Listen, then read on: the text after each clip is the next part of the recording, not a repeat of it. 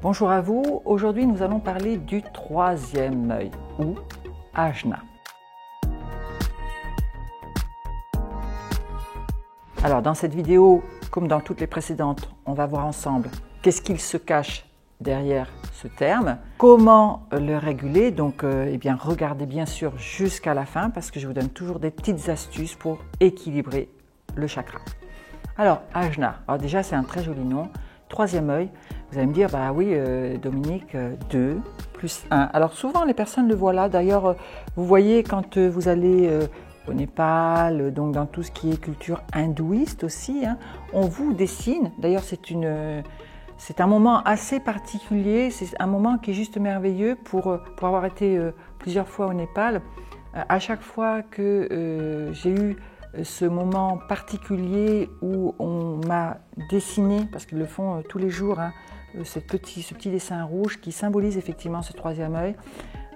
La prière qui est donnée, et si vous ne le savez pas, on vous passe aussi autour du bras, si vous le demandez bien sûr, un fil de plusieurs couleurs qui est une protection. Et là en fait, c'est tout simplement pour vous ouvrir au troisième œil. D'accord? Donc ouvrir cet œil-là. Donc il est ici, il n'est pas ici, il est ici. Voilà, d'accord?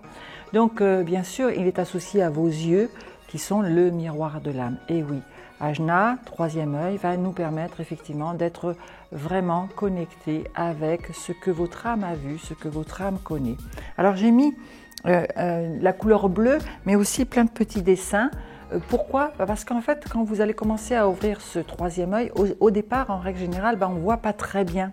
On a plutôt des petites images, des petites couleurs, des petites, voilà. Et puis, sauf si c'est quelque chose qui a été ouvert, que vous avez gardé depuis votre enfance, parce que n'oubliez pas que ces sens, logiquement, nous les avons jusqu'à à peu près 6 ans, complètement dans l'ouverture, et que malheureusement, l'éducation, les parents, la sphère dans laquelle nous vivons ne nous autorisent pas à être dans ce maintien de cette connaissance et nous demandent tout doucement de fermer notamment notre troisième œil. Donc quand ça revient, ce sont des petites bribes qui arrivent comme ceci de perception.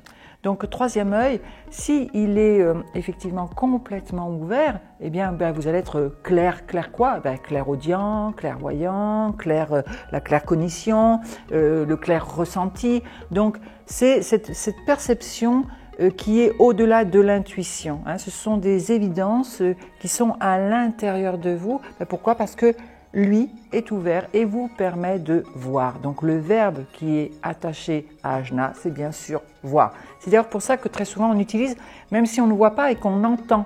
D'accord? Pourquoi? Parce qu'on a vraiment la sensation qu'il s'est ouvert et il nous permet de capter au-delà du visible. Donc on est en relation avec l'invisible.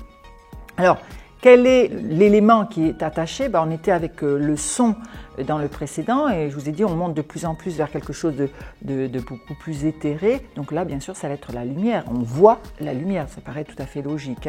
Ensuite, quels sont les organes ou qu'est-ce qui va être dans notre corps plus impacté en fait par ce troisième œil? Bien sûr les yeux, mais attention, pas les deux, nous allons être avec l'œil gauche. Bien sûr les oreilles vont être impactées, puisque pour avoir la clairaudition. Nous allons avoir l'épiphyse et l'hypophyse. Alors ce sont deux glandes très importantes. L'épiphyse nous permet d'avoir des régulations au niveau des humeurs, au niveau des rythmes de vie. Bien sûr, parce que pour être incarné, il faut être dans un certain rythme qu'on nous demande.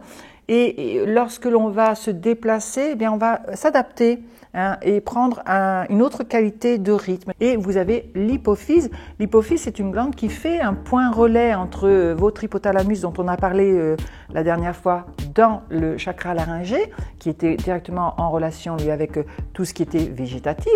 Et là, on commence déjà à passer un petit peu vers une régulation, vers la conscience. Donc c'est un pont qui est juste fabuleux, l'hypophyse, une glande qui est quand même assez extraordinaire. Ça va être aussi bien sûr le système nerveux central. Oui, il faut qu'il y ait des connexions nerveuses pour pouvoir passer l'information à l'intérieur de votre corps. Et puis différentes parties du cerveau. Bon, on va le retrouver aussi, quand je dis différentes parties, ce sont certains lobes plus particulièrement qui sont impactés, donc les lobes qui vont être en relation avec tout ce qui va être sensitif. La couleur à présent, eh bien, nous sommes dans un bleu indigo, mais aussi dans du pourpre. Donc là, ça va dépendre. C'est pour ça qu'effectivement, j'ai pris 2 pierres, donc le lapis qu'on avait déjà dans le précédent, mais aussi l'améthyste. Donc ce sont des pierres qui vont permettre, en les portant, donc comme d'habitude, vous pouvez porter les couleurs, mais vous pouvez aussi porter les pierres pour pouvoir équilibrer ce chakra. Alors si il est complètement ouvert, bien sûr, je l'ai dit tout à l'heure, vous êtes clair quelque chose, vous avez ce sens, cette intuition qui est exacerbée. Si par contre il est trop ouvert, attention, vous allez avoir tendance à vous envoler un petit peu et à ne vouloir vivre que dans ce monde de l'invisible. Donc ça va être compliqué pour vous de vous enraciner.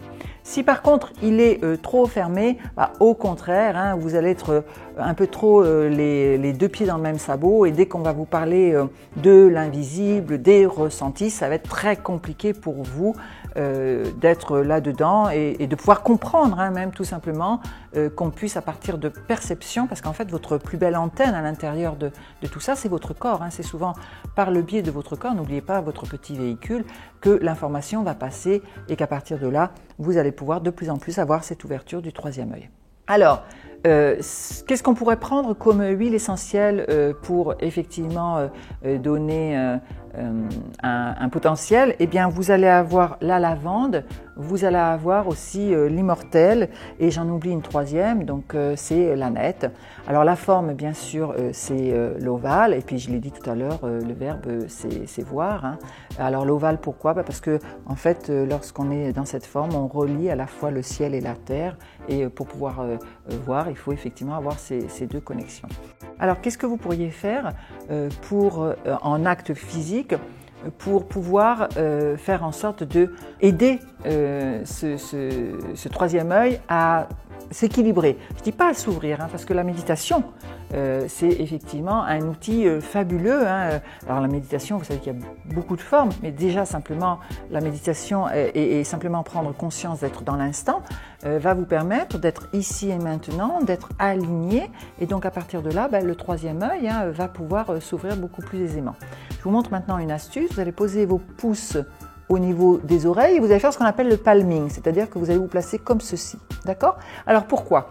Parce que vous reliez, j'ai dit, les oreilles avec les yeux, et vous allez laisser en fait quoi? Le 3e œil s'ouvrir, d'accord? C'est le 3e œil qui va entendre. Ça peut paraître paradoxal de dire entendre pour un œil, mais c'est lui effectivement qui va entendre, parce que vous bloquez 2 surfaces qui sont des surfaces à partir desquelles vous avez l'habitude de percevoir. Eh bien vous allez demander en fait à ce 3e œil de s'ouvrir, mais si ça n'était que ça, il n'y aurait rien d'accessible, parce que vous allez me dire, écoute, je fais ça, Dominique, il n'y a rien qui se passe. Et oui, il va falloir effectivement y mettre en plus le chakra laryngé. Alors, qu'est-ce que vous allez faire? Vous allez tout simplement faire des sons.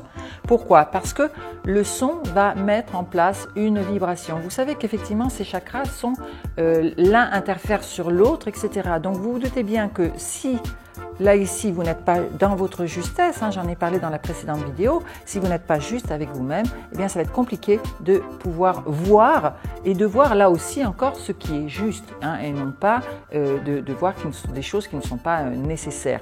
Donc, on va tout simplement mettre une vibration, et donc vous allez faire le son d'accord? À partir du moment où vous allez avoir ce son et vous allez mettre une vibration de plus en plus forte, donc vous pouvez faire des petits comme des sons beaucoup plus puissants, ça dépend effectivement du lieu dans lequel vous vous trouvez, mais à partir du moment où vous mettez une vibration, eh bien cette vibration va à la fois dégommer ce qui pourrait perturber là ici l'ouverture de ce 3e œil, mais aussi ça va agir un petit peu comme un diapason, c'est-à-dire que ça va équilibrer aussi les autres, un petit peu comme si ça voulait les réaligner. Alors ça va les réaligner jusqu'où c'est possible, bien sûr. Il est évident que si vous avez un chakra qui est vraiment à côté de la plaque, entre guillemets, il va falloir d'abord peut-être travailler sur celui-ci, donc n'hésitez pas à revoir les précédentes vidéos avec toutes les astuces que je vous ai données pour pouvoir les équilibrer. Faites réellement ce son et vous allez voir que les choses vont se passer. Alors peut-être qu'au départ, elles ne vont pas se passer réellement sur le 3e œil, mais elles vont se passer dans l'équilibre de ce dont j'ai exposé. Rappelez-vous, les différentes glandes. D'accord? À partir du moment où votre corps sera rééquilibré, paf, le troisième œil va s'ouvrir de plus en plus et de plus en plus grand. Donc voilà ce que je tenais à partager avec vous pour Ajna, qui est juste magnifique. Et juste une petite chose, hein, rappelez-vous, lorsque on part du bas, on va vers de la densité, donc la terre, et petit à petit, on remonte vers du beaucoup plus léger. Là, on est dans la lumière. Rappelez-vous les notes, hein, Do, Ré, Mi, Fa, là ici, Sol, La. Donc on est effectivement avec le son La que vous pouvez aussi émettre, écouter des musiques plutôt dans cette dynamique-là. Et à partir de ce moment, eh bien, vous allez équilibrer et je vous propose de se retrouver dans la prochaine vidéo pour voir ensemble le dernier chakra, en tout cas qui est exprimé au niveau de notre corps, c'est-à-dire le chakra coronal. Donc dites-moi un petit peu ce que vous en pensez, si ça vous a aidé, s'il y a des choses que vous aimeriez connaître et n'hésitez pas à partager. Merci et à la prochaine vidéo.